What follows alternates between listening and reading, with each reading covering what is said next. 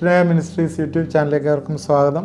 നമ്മൾ കഴിഞ്ഞ ദിവസം റോമർക്കെതിരെ ലേഖനം 13-ാം അധ്യായത്തിൽ നമ്മൾ പഠിച്ചു.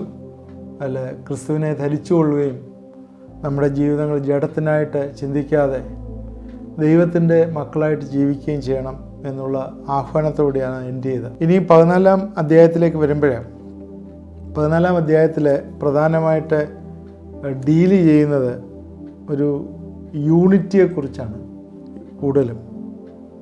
ഇങ്ങനെ പല ഹെഡിങ്ങുകളിൽ നമുക്ക് ചിന്തിക്കാം. ക്രിസ്ത്യൻസ് പല കാര്യങ്ങളിൽ ഡിസഗ്രി ചെയ്യുന്നുണ്ട്. ഒരു യൂണിറ്റി വലിയ പ്രാധാന്യമുള്ള കാര്യമാണ്. കാരണം ഈ ഒരുമനപ്പെട്ട് പ്രാർത്ഥിക്കുകയും ഒരുമനപ്പെട്ടിരിക്കുകയും കർത്താവിൻ്റെ സന്നിധിയിൽ ഒരുമിച്ചിരിക്കുകയൊക്കെ ചെയ്യുമ്പോഴാണ് ദൈവത്തിന് പലപ്പോഴും പ്രവർത്തിക്കാനായിട്ട് പറ്റുന്നത്. എവിടെ ഡിസ്യൂണിറ്റി ഉണ്ടോ അവിടെ കലക്കമുണ്ട്. അത് പിശാച് കൊണ്ടുവരുന്നതാണ് വർക്ക്. യേശുക്രിസ്തു യോഹന്നാന്റെ സുവിശേഷം 17-ാം അധ്യായത്തിൽ യേശുക്രിസ്തു പ്രാർത്ഥിക്കുന്നുണ്ട് ഇവരെല്ലാവരും ഒന്നാകണമെന്ന്. അതാണ് ദൈവത്തിൻ്റെ വലിയ ആഗ്രഹം. സഭ ഐക്യതയോടുകൂടി ഇരിക്കണം എന്നുള്ളതാണ് ദൈവത്തിൻ്റെ ആഗ്രഹം.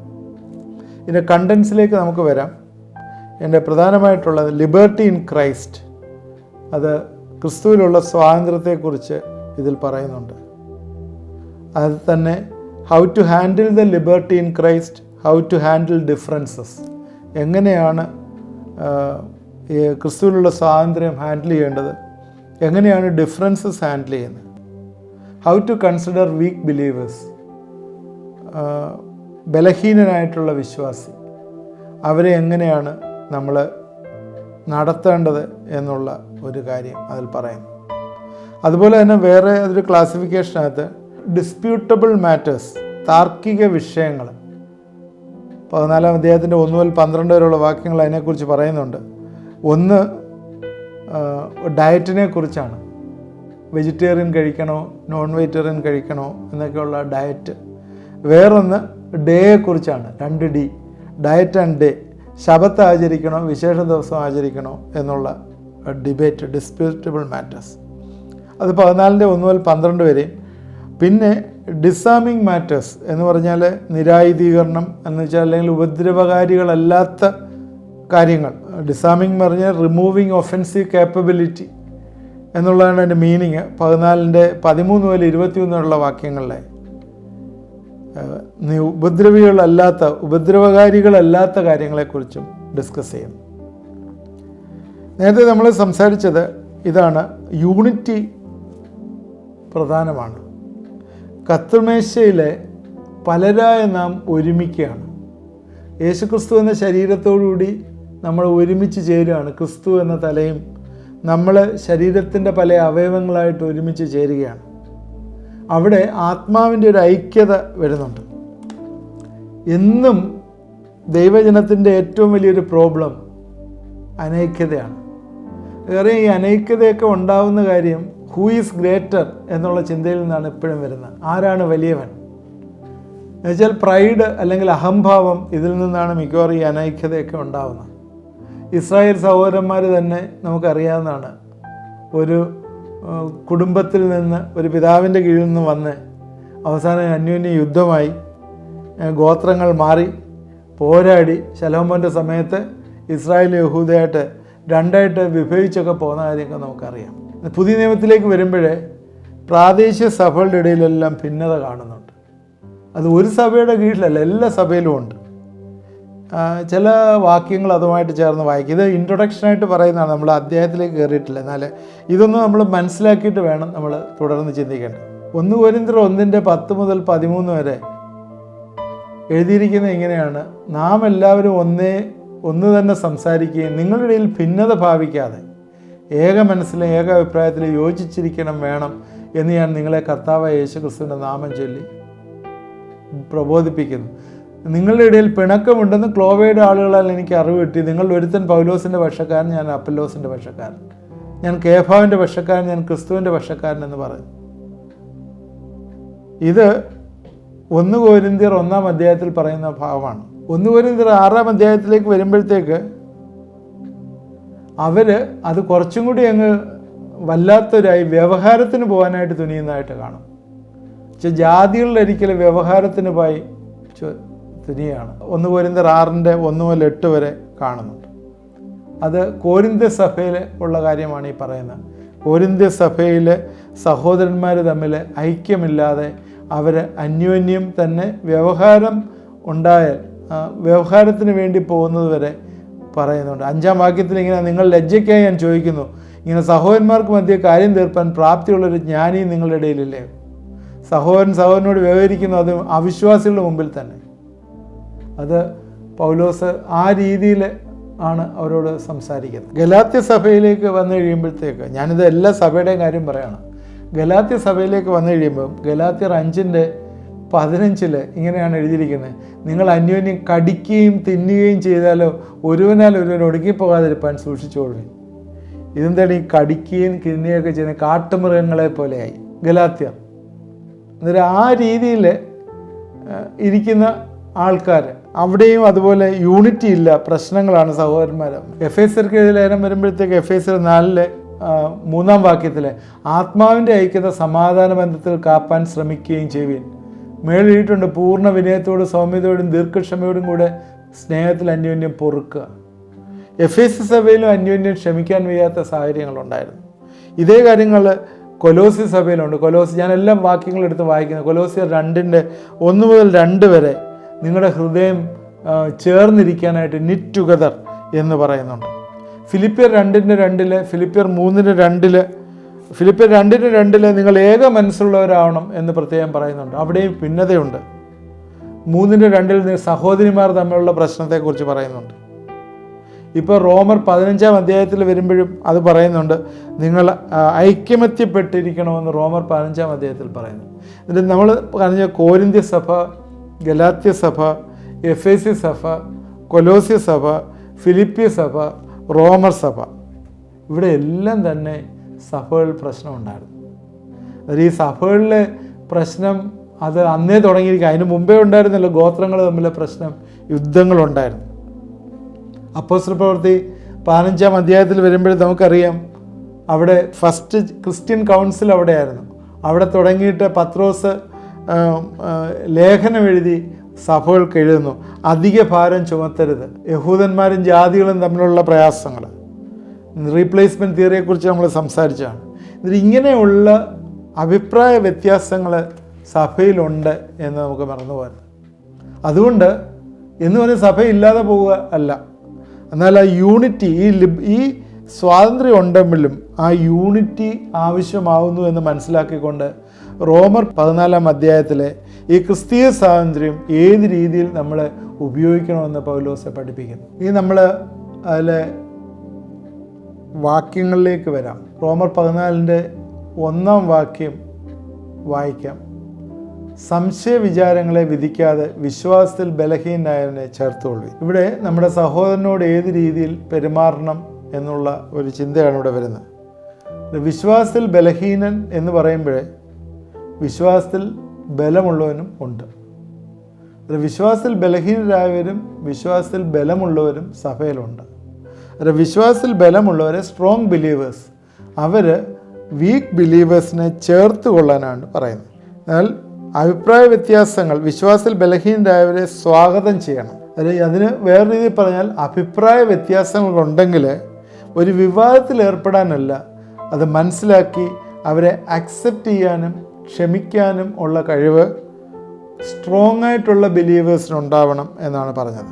പക്വതയില്ലാത്ത വിശ്വാസികൾ എന്നുവെച്ചാൽ പുതുതായിട്ട് വീണ്ടും ജന്മം വന്ന പുതുതായിട്ട് വരുന്ന വിശ്വാസികൾ ദൈവവചനം പഠിച്ചു കഴിഞ്ഞ് കുറേ കഴിയുമ്പോഴായിരിക്കും ചിലപ്പം പക്വത വരുന്നത്. ചില ആളുകൾ മറ്റുള്ളവരെ ഇമിറ്റേറ്റ് ചെയ്യാനായിട്ട് ശ്രമിക്കും. അതുപോലെ നമ്മൾ പഠിച്ചു വരുമ്പോൾ പഴയ നിയമവും പുതിയ നിയമവും കൂടെ പലപ്പോഴും മിക്സ് ചെയ്ത് നമ്മൾ അപ്ലൈ ചെയ്യാറുണ്ട്. മോശയുടെ കാലത്ത് ഉള്ള ചില കാര്യങ്ങൾ, മോശയുടെ കാലത്ത് ആ കോണ്ടെക്സ്റ്റിൽ യൂസ് ചെയ്യുന്ന കാര്യങ്ങൾ, അതുപോലെ ഇപ്പം ചെയ്യണം എന്ന് നമ്മൾ പഠിപ്പിക്കുകയും അതുപോലെ അത് യൂസ് ചെയ്യുകയൊക്കെ ചെയ്യുമ്പോൾ അവിടെ ഒരുപാട് ഇഷ്യൂസ് വരും, ഒരുപാട് ചോദ്യങ്ങൾ പലപ്പോഴും വരും. പുതിയ ക്രിസ്ത്യാനികളെ സംബന്ധിച്ചിടത്തോളം ബലഹീനരാണ്. പലരും ചോദിച്ചിട്ടുണ്ട്, നമ്മളെ ഈ സ്റ്റുഡൻസുമായിട്ടുള്ള സ്റ്റുഡൻറ്റ് മിനിസ്ട്രിയിൽ നമ്മൾ ഇൻവോൾവ് ചെയ്യുന്ന സമയത്ത് പലരും ചോദിക്കുന്ന ചോദ്യങ്ങളാണ്. സിനിമ കാണുന്നത്, പണ്ട് ചോദിക്കുന്നതാണ്, സിനിമ കാണുന്നത് ശരിയാണോ, ഇറച്ചി തിന്നുന്നത് ശരിയാണോ, ഇങ്ങനെയൊക്കെ ചോദിക്കണം. ഞായറാഴ്ച യാത്ര ചെയ്യുന്നത് ശരിയാണോ? പള്ളിയിൽ പോകാതിരിക്കുന്നത് ശരിയാണോ? ഇങ്ങനെയൊക്കെയുള്ള ഒരുപാട് ചോദ്യങ്ങൾ ചോദിക്കും. അതുകൊണ്ട് ഇതിൻ്റെയൊക്കെ ഉത്തരങ്ങൾ അത് ശരിയോ തെറ്റോ എന്നുള്ളതിനൊക്കെ ഉപരിയായിട്ട് ദൈവവചനം നമ്മൾ പഠിക്കുകയും അത് ഗ്രഹിക്കുകയും ചെയ്യുമ്പോൾ അത് നമ്മൾക്ക് മനസ്സിലാവും. എന്നാൽ സ്ട്രോങ് ആയിട്ടുള്ള പക്വത ഉള്ള വിശ്വാസികൾ ഈ ബലഹീനരായിട്ടുള്ളവരെ താങ്ങുകയും അവരെ സ്വാഗതം ചെയ്യുകയും ഈ നിശ്ചയമില്ലാത്ത കാര്യങ്ങൾ ബൈബിള് പ്രകാരം അവരെ പഠിപ്പിക്കുകയും ചെയ്യണം. ക്രിസ്തുവിൻ്റെ അനുസരണത്തിലേക്ക് അവരെ കൊണ്ടുവരിക എന്നുള്ളതാണ് ഏറ്റവും പ്രധാനം. അല്ലാതെ ഞാൻ പഠിച്ചു വച്ചിരിക്കുന്ന, ചിലപ്പം തെറ്റായിട്ടുള്ളതൊക്കെ ചില പഠിച്ചു വച്ചിട്ടുണ്ടാവും, അതൊക്കെ അല്ലെങ്കിൽ എൻ്റെ സഭ പഠിപ്പിക്കുന്നത് ശരിയാണ്, അതാണ് എന്നുള്ള രീതിയിൽ അടിച്ചേൽപ്പിക്കാനായിട്ട് പാടില്ല. പല കാര്യങ്ങളും അങ്ങനെയുണ്ട്. പല സഭകൾ ഇപ്പം പ്രൊട്ടസ്റ്റൻ്റ് വിഭാഗത്തിലുള്ള ഡിനോമിനേഷൻസ് പലരും ട്രഡീഷണൽ വിശ്വസിക്കുന്നവരെ അടിച്ചേൽപ്പിക്കും. എന്നാൽ പെന്തക്കോസ്ത് വിഭാഗത്തിലുള്ള ചില ആളുകൾ ബൈബിളിന് അപ്പുറമായിട്ട് എക്സ്പീരിയൻസ് വിശ്വസിക്കുന്നവരുണ്ട്. അവർ എക്സ്പീരിയൻസ് അടിച്ചേൽപ്പിക്കും. എനിക്കിങ്ങനൊരു എക്സ്പീരിയൻസ് ഉണ്ടായി, അതുകൊണ്ട് നിനക്കും അങ്ങനെ ഉണ്ടായെങ്കിലേ പറ്റുള്ളൂ എന്ന് പറഞ്ഞ് അത് അടിച്ചേൽപ്പിക്കും. എന്നാൽ അതല്ല, ദൈവവചനം എന്ത് പറയുന്നു എന്ന് നമ്മൾ മനസ്സിലാക്കുകയും അത് പഠിപ്പിക്കുകയും ചെയ്യാനായിട്ടുള്ള ഒരു ലിബർട്ടി നമുക്കുണ്ടാകുമ്പോഴേ ബലഹീനനെ ചേർത്ത് കൊള്ളുവാനായിട്ട് നമുക്ക് സാധ്യമാവും. ഇവിടെ 2-ാം വാക്യത്തിലേക്ക് വരുമ്പോൾ, ഒരുവൻ എല്ലാം തിന്നാമെന്ന് വിശ്വസിക്കുന്നു, ബലഹീനനോ സസ്യാദികളെ തിന്നുന്നു. തിന്നുന്നവൻ തിന്നാത്തവനെ ധിക്കരിക്കരുത്, തിന്നാത്തവൻ തിന്നുന്നവനെ വിധിക്കരുത്, ദൈവം അവനെ കൈക്കൊണ്ടിരിക്കുന്നുവല്ലോ. ഇവിടെ കാണുന്നൊരു കാര്യം ഭക്ഷണത്തെക്കുറിച്ചാണ്. എല്ലാം തിന്നാം എന്ന് പറഞ്ഞിരിക്കുന്നു. കാരണം ഈ എല്ലാം തിന്നാം എന്ന് പറഞ്ഞാൽ അവിടുത്തെ ആ സമ്പ്രദായം അനുസരിച്ച്, നമുക്ക് റോമയിലൊക്കെ ഉള്ള സമ്പ്രദായങ്ങൾ അന്നനുസരിച്ച് നമുക്കറിയാം, ഒരു ആടിനെയോ ഒരു പശുവിനെയോ അല്ലെങ്കിൽ ഒരു കാളയോ ഒക്കെ വെട്ടുന്ന സമയത്ത് സാധാരണ അത് അങ്ങനെ പറയാനുള്ള കാരണം ഇതൊരു ദൈവത്തിന് ഓഫർ ചെയ്തിട്ടാണ് പലപ്പോഴും അത് വെട്ടുന്നത്. അവിടെയുള്ളൊരു ജാതീയ ദേവന് അത് ഓഫർ ചെയ്തതിന് ശേഷമാണ് വെട്ടുന്നത്. അന്നേരം വെട്ടിക്കൊണ്ടുവന്ന് അതിൽ നിന്ന് ഏത് കടയിൽ നിന്ന് പോയി വാങ്ങണം, ഇങ്ങനെയൊക്കെയുള്ള കാര്യങ്ങൾ അത് അങ്ങനെ വരുന്നത് കൊണ്ട് അവിടെ പോയി അത് വാങ്ങാമോ, വാങ്ങിച്ചാൽ അത് കഴിക്കാമോ, ഞാനൊരു ക്രിസ്ത്യാനിയാണ് അതുകൊണ്ട് എനിക്കത് ചെയ്യാൻ പറ്റുമോ എന്നൊക്കെയുള്ള ചോദ്യങ്ങൾ വരുന്നുണ്ട്. അതിന് ഉള്ള ഒരു ഉത്തരമായിട്ടാണ് ഈ ബാക്കിയുള്ള ഈ ക്രിസ്തീയ സ്വാതന്ത്ര്യത്തിലുള്ള ഈ ഇങ്ങനെയൊക്കെയുള്ള ഡയറ്റിൻ്റെ കാര്യവും അതുപോലെ ദിവസത്തിൻ്റെ കാര്യവും ഒക്കെ പറയുന്നത്. അതിന് ഭക്ഷണ നിയമങ്ങൾ, യഹൂദൻ്റെ ഭക്ഷണ നിയമങ്ങൾ ക്രിസ്തീയ ഗോളത്തിൽ റദ്ദാക്കപ്പെട്ടിരിക്കുന്നു എന്ന് നമ്മൾ മനസ്സിലാക്കുക. അതാണ് ഇവിടെ മനസ്സിലാക്കേണ്ടത്. വെള്ളിയാഴ്ച മാംസം കഴിക്കാമോ, കാപ്പിയോ ചായയോ കുടിക്കുന്നത് പാപമാണോ എന്നൊക്കെയുള്ള ചോദ്യങ്ങൾ, അതെല്ലാം ഒരു റെലവൻസി ഇല്ല. എന്ത് തിന്നുന്നവനെയും ദൈവം സ്വീകരിക്കും എന്നുള്ളൊരു ചിന്തയിലേക്കാണ് ഇത് വരുന്നത്. അതുകൊണ്ട് എന്ത് ഭക്ഷണം കഴിക്കുന്നു എന്നുള്ളതല്ല വിഷയം, എന്ത് തിന്നുന്നു എന്നുള്ളതല്ല. ഇവിടെ അങ്ങനെ ഒരു ചോദ്യം വരാനുള്ള കാര്യം ഞാൻ നേരത്തെ പറഞ്ഞു. ഈ മാംസമൊക്കെ തന്നെ പലപ്പോഴും ദൈവത്തിന് ഓഫർ ചെയ്തതാണ്, ഏതെങ്കിലും ജാതീയ ദേവൻ ഓഫർ ചെയ്തുകൊണ്ട് അത് ഞാൻ കഴിച്ചു കഴിഞ്ഞാൽ, ഞാൻ കർത്താവിൻ്റെ മകനാണ് അല്ലെങ്കിൽ മകളാണ്, അത് കഴിച്ചു കഴിഞ്ഞാൽ എനിക്ക് പ്രയാസം വരുമോ എന്നൊക്കെയുള്ള ചിന്തകൾ വരുന്നതുകൊണ്ടാണ്. ഇനിയും ഈ സമയത്തിൽ ഉണ്ടായിട്ടുള്ള വിവിധമായിട്ടുള്ള ചില വിവാദങ്ങളുണ്ടായിരുന്നു ഭക്ഷണവുമായിട്ട് ബന്ധപ്പെട്ട്. ഇതിനകത്തുള്ള ഭക്ഷണവുമായിട്ട് ബന്ധപ്പെട്ടുള്ള പ്രധാന വിവാദങ്ങളെന്ന് പറഞ്ഞാൽ, എന്ത് തിന്നും എന്ത് കുടിക്കും, ഒന്നത്. രണ്ടാമത്, ആരോടുകൂടി ഭക്ഷിക്കും. 3, എവിടെ ഭക്ഷിക്കും. 4, മാംസം എവിടെ നിന്ന് വാങ്ങും. ഇത്രയും കാര്യങ്ങൾ അതിനകത്തുണ്ട്. 8 കാര്യങ്ങൾ ഇതിനകത്തുണ്ട്. നമ്മളത് വീണ്ടും ഡിസ്കസ് ചെയ്യുമ്പോൾ നമുക്ക് മനസ്സിലായി ഏത് ദിവസം വിശുദ്ധമായി സൂക്ഷിക്കണം, പരിച്ഛേദന ഏൽക്കണോ വേണ്ടയോ, മോശയുടെ ന്യായപ്രമാണം ആചരിക്കണോ വേണ്ടയോ, എന്ത് ധരിക്കണം, ഏത് ധരിക്കണം, എന്താചരിക്കണം, ഇങ്ങനെയൊക്കെയുള്ള ചിന്തകൾ ആ സമയങ്ങളിലുണ്ടായിരുന്നു. അതുകൊണ്ട് ഈ ഭക്ഷണവും ഈ വസ്ത്രവും ഒന്നുമല്ല പ്രധാന വിഷയമെന്ന് പൗലോസ് ഇവിടെ പഠിപ്പിക്കുകയും പുതിയ നിയമത്തിലെ ആചാരം പഴയ നിയമത്തിൽ നിന്ന് വ്യത്യസ്തമാണ് എന്ന് പഠിപ്പിക്കുകയും ചെയ്യുന്ന ഭാഗങ്ങളാണ്. നമുക്ക് തുടർന്ന് ഇത് ചിന്തിക്കാവുന്നതാണ്. ഞാൻ ഇതിൻ്റെ ഇൻട്രൊഡക്ഷനായിട്ടാണ് പറഞ്ഞത്. എന്താണിത് പറഞ്ഞതെന്ന് ചോദിച്ചാൽ, ബലഹീനനായിട്ടുള്ളവരെ ചേർത്ത് കൊള്ളുവാനായിട്ട് ദൈവം നമ്മളെക്കുറിച്ച് ആഗ്രഹിക്കും. എന്തെങ്കിലും കഴിക്കുന്നതോ തിന്നുന്നതോ എന്ന് വെച്ചല്ല അവരെ വിധിക്കേണ്ടത്. ദൈവവചനപ്രകാരം പക്വതയില്ലാത്ത വിശ്വാസികളെ ദൈവവചനത്താൽ ഉറപ്പിക്കുകയും അവരെ ഹാൻഡ് ഹോൾഡ് ചെയ്ത് കൈപിടിച്ച് നടത്തുകയും ചെയ്യേണ്ട ഉത്തരവാദിത്വം നമുക്കാണുള്ളത്. അതുകൊണ്ട് വിശ്വാസത്തിൽ ബലമുള്ളവരെ, വിശ്വാസത്തിൽ ഉറച്ചിട്ടുള്ളവരെ ഇത് ഓർക്കുകയും അവരെ ദൈവത്തിങ്കിലേക്ക് നടത്തുകയും ചെയ്യണം എന്നുള്ളതാണ് ഈ പറയാനുള്ളത്. ഇതിൻ്റെ സമയം ഇവിടെ നിന്ന് അവസാനിച്ചുകൊണ്ട് നമ്മളിവിടെ വൈൻഡപ്പ് ചെയ്യാണ്. തുടർന്ന് നമ്മളിത് ചിന്തിക്കും. ക്രിസ്തീയ സ്വാതന്ത്ര്യത്തെക്കുറിച്ചാണ് നമ്മൾ ചിന്തിക്കുന്നത്. ഈ ദിവസങ്ങളിൽ ഈ ചിന്തകൾ, പ്രത്യേകിച്ച് ഈ സ്കെപ്റ്റിക്കായിട്ടുള്ള ചില വിഷയങ്ങളിൽ ഇങ്ങനെ ലീഗലിസ്റ്റിക്കായിട്ടുള്ള ചില ചിന്തകൾ ആയിട്ടിരിക്കുന്ന ചില ആളുകൾക്ക് ഇത് വെളിച്ചം പകർത്തട്ടെ എന്ന് പ്രാർത്ഥിക്കുന്നു. നമുക്ക് പ്രാർത്ഥിക്കാം. ദൈവമായ കർത്താവേ, ഇത് കണ്ടുകൊണ്ടിരിക്കുന്ന പ്രിയപ്പെട്ടവരെല്ലാം ഞങ്ങളെ ഏൽപ്പിച്ച് പ്രാർത്ഥിക്കുന്നു. ഈ ദിവസങ്ങളിൽ ക്രിസ്തു ഞങ്ങളെ സ്വതന്ത്രരാക്കിയുണ്ട്. കർത്താവേ, ഞങ്ങൾ സ്വാതന്ത്ര്യത്തിലാണ് ജീവിക്കുന്നത്. പഴയ നിയമത്തിൻ്റെയും യഹൂദിൻ്റെയും കെട്ടിൽ നിന്നൊക്കെ മാറി പുതിയ നിയമത്തിലെ വിശ്വാസത്താലാണ് ഞങ്ങൾ ജീവിക്കുന്നതെന്ന് മനസ്സിലാക്കുവാൻ കർത്താവേ ഞങ്ങളെ സഹായിക്കണമേ എന്ന് പ്രാർത്ഥിക്കുന്നു. ഒരു പർട്ടിക്കുലർ ഡേയോ അല്ലെങ്കിൽ പർട്ടിക്കുലറായിട്ടുള്ള ഒരു ഭക്ഷണമോ വസ്ത്രമോ ഒന്നുമല്ല ഞങ്ങളെ ഈ ദിവസങ്ങളിൽ നയിക്കുന്നത്. ക്രിസ്തുവിൻ്റെ ഭാവം ധരിക്കുവാനായിട്ട്, ക്രിസ്തുവിനെ ധരിച്ച് ജീവിപ്പാനായിട്ട് കർത്താവേ നീ ഞങ്ങളെ സഹായിക്കണമേ, ഇടവരുത്തണമേ എന്ന് പ്രാർത്ഥിക്കുന്നു. നിൻ്റെ കരങ്ങളിലേക്ക് ഞങ്ങളെ ഏൽപ്പിക്കുന്നു. കർത്താവേ, ഇത് കണ്ടുകൊണ്ടിരുന്ന എല്ലാവരും നീ അനുഗ്രഹിക്കണമേ, സഹായിക്കണമേ, നടത്തണമേ എന്ന് പ്രാർത്ഥിക്കുന്നു. കർത്താവേ, ജീവിതത്തിലെ പല പ്രയാസങ്ങൾ കൂടി കടന്നു പോകുന്നവരിത് കാണുന്നു, ശ്രദ്ധിക്കുന്നു. പ്രത്യേകിച്ച് വിദേശത്തൊക്കെ പഠിക്കാനായിട്ട് വിസയ്ക്ക് വേണ്ടിയൊക്കെ അപ്ലൈ ചെയ്ത് അത് കിട്ടാതിരിക്കുന്ന ചില വ്യക്തികൾ ഇത് കാണുകയും പ്രാർത്ഥിക്കുകയും ചെയ്യുന്നു. ദൈവത്തിൻ്റെ ആത്മാവിന് നിങ്ങളൊന്ന് കീഴ്പ്പെടുമോ? ദൈവിക പ്രമാണങ്ങൾക്ക് നിങ്ങളൊന്ന് കീഴ്പ്പെടുമോ? തീർച്ചയായും ദൈവം അതിനെല്ലാം ഉത്തരം തരുമെന്ന് ദൈവത്തിൻ്റെ ആത്മാവ് പറയുന്നു. നിങ്ങളെ തന്നെ ഒന്ന് സമർപ്പിക്കുമോ? ദൈവത്തിൻ്റെ ഹിതമനുസരിച്ച് മുമ്പോട്ട് പോകാനായിട്ടുള്ള തീരുമാനം എടുക്കുമ്പോഴേ ദൈവം എല്ലാ കാര്യങ്ങളും നമുക്ക് ക്രമപ്പെടുത്തി തരും. എന്നോട് ചേർന്നൊന്ന് പ്രാർത്ഥിക്കുമോ? കർത്താവേ, ആ പ്രതിബന്ധങ്ങളിൽ നിന്നെല്ലാം റിലീസ് ചെയ്ത് ആ കുഞ്ഞുങ്ങൾക്ക് പഠിക്കാനുള്ള എല്ലാ ക്രമീകരണങ്ങളും ഒരുക്കി കൊടുക്കണമേ എന്ന് പ്രാർത്ഥിക്കുന്നു.